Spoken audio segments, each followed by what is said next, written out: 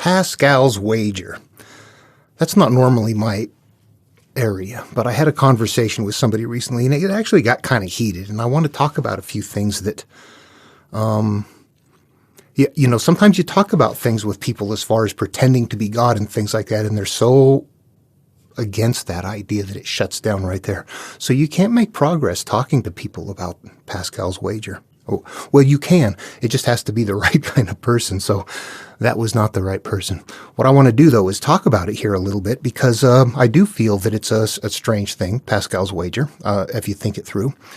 And basically what Pascal's Wager is, if you're not familiar with it, it's the idea that you should probably believe in God just to be safe, that you might give up a few things on the earth while you're here, drugs, alcohol, whoremongering, whatever, but that if there's a God, you're going to live forever in eternity. And if there's not a God, you're going to be forever in hell. So it's safer to give up a few things on the planet and believe in God and not take that chance. But let's go look at Pascal. Jump on Wikipedia real quick and let's just take a look at it and make sure we've got this straight before moving on. So Pascal's Wager is a philosophical argument presented by the 17th century French mathematician, philosopher, physicist, and theologian Blaise Pascal, 1623 to 1662. It posits that human beings wager with their lives that God exists or does not exist. Pascal argued that a rational person should live as though God exists and seek to believe in God. If God does not exist, such a person will have only a finite loss, some pleasures, luxury, etc. Whereas if God does exist, he stands to receive infinite gains as represented by eternity in heaven and avoid infinite losses and eternity in hell. And it goes on. We don't have to get into it much more than that. What I want to do is talk about that because, I'm sure it's modified today. It's not thought of in the exact same way. But I want to be careful about not going down that road. I've worked with people before who were Christians who they live by Pascal's Wager. You would not look at their lives and know they were anything other than just regular people. There was nothing about them that distinguished them other than the fact that they claimed to be Christian, as they partied and hated and hurt and did all the same things anybody else. And you wonder, what is that? I'm familiar with Buddhism and Taoism, and you look at other religions and go, how come some people are really nice and caring and other people are very decisive and judgmental? This is what I see in religions versus spiritual teachings. But Pascal's Wager, to me, is particularly selfish and mentally lazy. Let me qualify that. Now, I was raised in a Christian home, totally hammered with the typical spiritual fear. Guess what? You're born and you're a sinner. It's not your fault. Adam sinned, but you're going to hell and living forever that way. However, join the church. We got you covered. That's how it works. Didn't come across that way, but when you look back on it, you go, that's exactly what it is. Christianity starts in sin. That emerges there. It doesn't come from Judaism. It comes from Christianity. The first sin concept, the guilt concept, comes right there. So right off the bat, I'm reluctant to look at anything like that anyway. I honestly believe that it is incredibly unreasonable. I put myself in God's shoes and go, God would not do something that stupid. Come on, that's ridiculous. In fact, that's where I go with this, and that's why it seems funny. Pascal, theologian, better to do it than not. What religion out there says all you have to do is believe? Jesus Christ was born the Son of God, born to a virgin, died on the cross to save you from your sins, and if you accept him into your heart as your personal Lord and Savior, presto, and worship and go to church, you're going to heaven. However, it doesn't quite work out that way. And Christianity is the one that allows you to simply worship. Nowhere in the Bible does it say you must follow these teachings. It doesn't. And when you watch Christians, you see some that work on it and some that don't. There are people that don't follow the teaching at all. I see a lot of people that are very nice, kind people. You'd think, well, they're very Jesus-like, and they're not Christians. I see people that are Christians that you look at and go, oh my God, I would not want to hang out with those people. And that's what it comes down to. Think about Pascal's Wager, really. This allows for the idea of a serial murderer molesting and killing children, women, boys, girls, whatever the case may be, gets caught and on their deathbed just before they're sent on their way, they say, accept me into your, I accept you, Jesus, and they go to heaven. That's bullshit. That's the craziest. That's sick. But that is exactly the same process that allows other people. Maybe they didn't murder or do something like that, but what are you doing? This is where I went with the other person that just made them stop and shut down. This is where you have to go. Pretend you're God, and there is nothing. Nothing exists. You've been around forever, in eternity. First of all, that's kind of hard to wrap your brain around. You've always existed, and you're bored. You want people to hang out with. So you create the universe and a planet, and you put people there, and you don't tell them anything. And you give, the Bible is supposedly there or whatnot, but I don't want to go with what we're doing right now with the planet. What I want to do is think for a moment, what would you do, or what would I do if I was the one in charge, if I was God? First of all, I wouldn't create a planet that creatures had to kill and rip apart other creatures painfully in order for them to eat. Why is it painful? Because you need to be afraid. You need to know. You need to run. This is survival of the fittest. You look at all the things put in place and you go, God made this to evolve if there's a God, number one.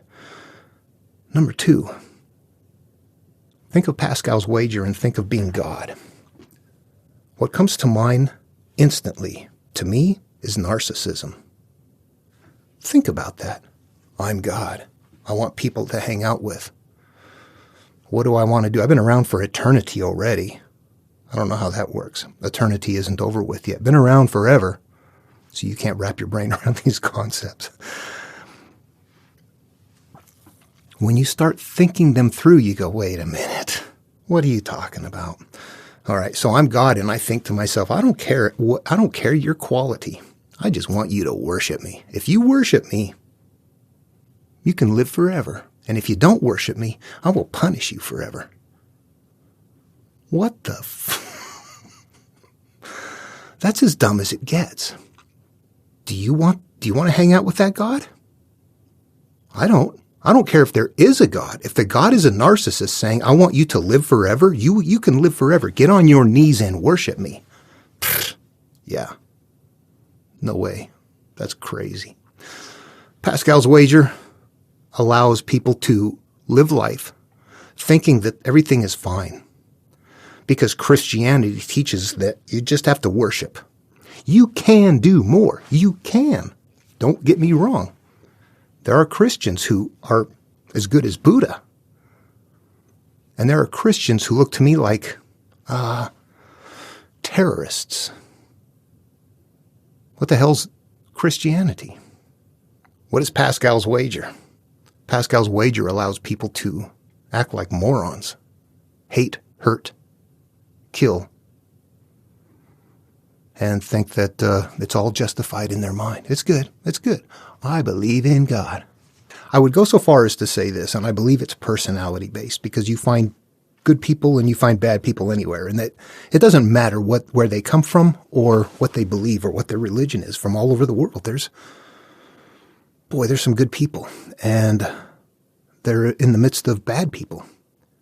And I think as God, if I was God, what I would want for myself, I wouldn't want people worshiping me. I wouldn't want people coming around and hanging on me and, kissing my butt or doing those things like that. Oh, we love you. Yeah, you're the greatest. Yeah. Oh, that would give me the creeps. What I want to see is people taking care of one another, loving each other, caring, not mattering. It doesn't matter what color you are. It doesn't matter what your sexual orientation is. It matters how you treat each other. It matters how you treat each other. Don't hurt anybody. Make sure everybody's together when you're doing stuff and everybody's happy. You don't hurt people. And if you're hurt and you haven't resolved it, and somebody else is doing something that is reflective of your hurt, and so you go hurt them because of your shame, all of you people that are like, oh, the anti-gay, anti-abortion, yeah, go take care of your issues. That's what I would want as a God. I don't want people running around lying, cheating, being hypocrites, and then kissing my butt. I want them to be good people, taking care of each other, whether I'm there or not. I don't want them afraid of me. I want them just knowing the right thing to do without me. As a God, that is who I would want to hang out with. People that are like me, not people that worship me. At any rate, no, Pascal's Wager is, when it said philosopher, theologian, Pascal's Wager does not come from a philosopher. It comes from a theologian. Here, be a Christian just in case. That's the weakest religion I can think of. You can make it more, but you don't have to. Anyway, that's all I wanted to say. Pretend you're God. What would you do? How would you make things? Look at the planet. Would you do this? We could have made everybody vegetarians and filled the planet with a tropical paradise full of mangoes and pineapples and papayas and, that all the animals get along and love each other. We could have done something different. Instead, you make something that just eats itself. Anyway, that's my thoughts on Pascal's Wager. Not my thing, really. I just wanted to close up a conversation I had with somebody the other day who, once we got to that part where it said, pretend you're God, they were like, you sinner. Yeah, it goes that way. It's hard to pull out of that. I don't want to be in that group. I don't know how to reach the people that are like, I go to other sites like Genetically Modified Skeptic and a few other places. They're very intelligent people that are talking about religion and I don't fit with anybody. I don't fit with the theists. I don't fit with the atheists. You don't fit with science. You don't fit with anybody. And, I made this video kind of quick, impromptu. I didn't think it through very much, and it's not typically what I'm looking for. Is I'm trying to extract what is the template in the material. Decoding the analogs, that's my thing. So this kind of goes off somewhere else.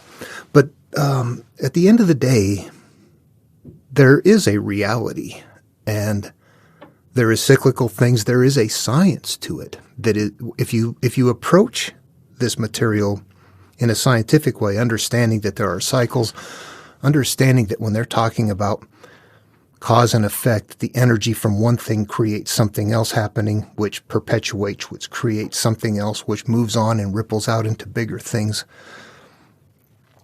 That in the stories, they've nested that in there, that we emerge from the energy of the cosmos and that we function that way and that things are in cycle, and what emerges from us comes from our life experience, and that continues to perpetuate as we get bigger. What is the teaching right after sin? What happens is you must start procreating and, multiply, go out and multiply. These things are representing us having things that one thing leads to another, leads to another, leads to another, until we become this mess. And this structure is built, a tree, a tower, something that needs to be taken down. All of these are nested in these stories from their time that they made at their time. And it's hard to show that. It's really exciting, but I don't know why it's hard to. I think there's people that could see it, but I don't know how to reach them. YouTube is it's a viewer-driven platform. And it is science. This is what Nikola Tesla was getting to understand the secrets of the universe. Think in terms of energy, frequency, and vibration.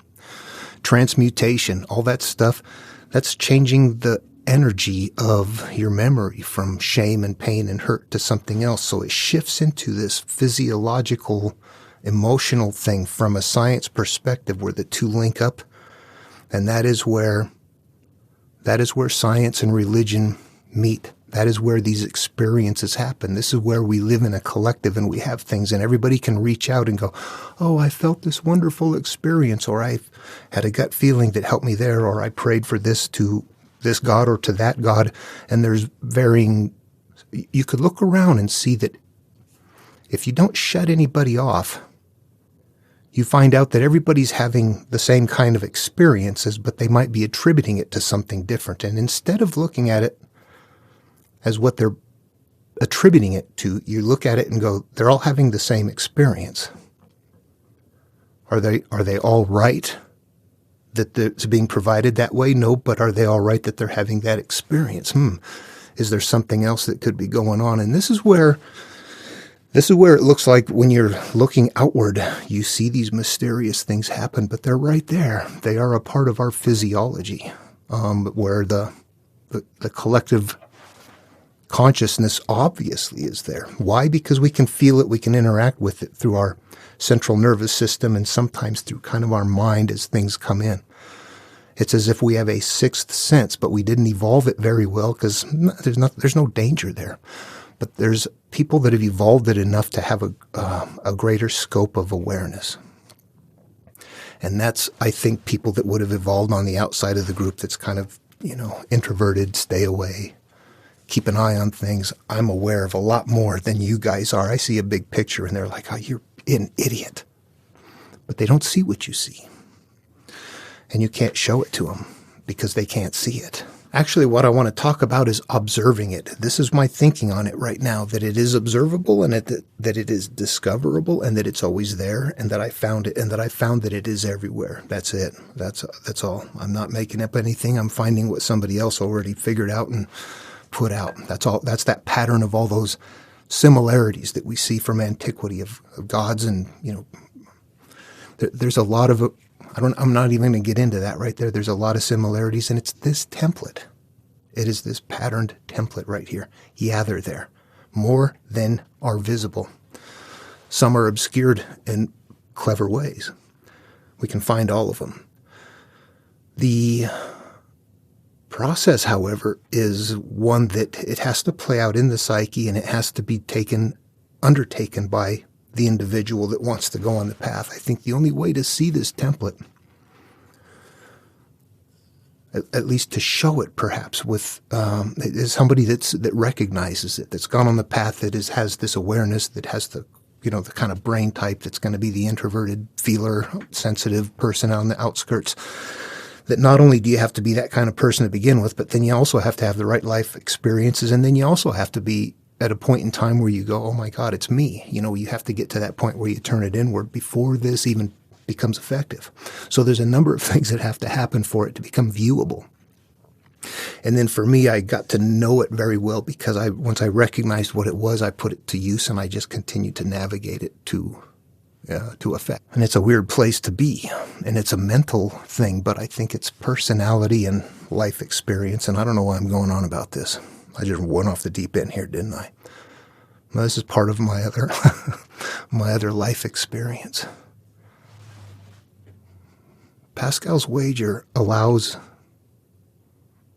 the most mental simplicity with no accuracy. It doesn't mean that that's what'll happen. It permits it. And I said Christian. I want to make sure that he said God or creator, something like that. But he was a Christian, and I think, religions at that level tend to cling to their ideology and not be very willing to share God as a mutual concept to other religions. I don't know if that was the case or not. Maybe Pascal was, so I shouldn't even say that. I'm just speculating. But anyway, I also don't think that Pascal necessarily meant that you only have to believe in God, that nothing else, that you don't have to follow. He didn't say that specifically. And I think they were probably tighter on religion back then, but I don't know. Literalism in the Bible, even people that are trying to interpret it, that are interpreting it as a religion, as far as I'm concerned, they're all on the same level. They're all looking outward. They're not decoding the analogs. They're trying to, but they're not playing them out in the psyche. They're trying to figure out how it fits in the world out there. So guess what? They're not until you turn it, but the material is there. When you turn it inward, you find what is there. That's the trick of it. Love one another. See you in the next video.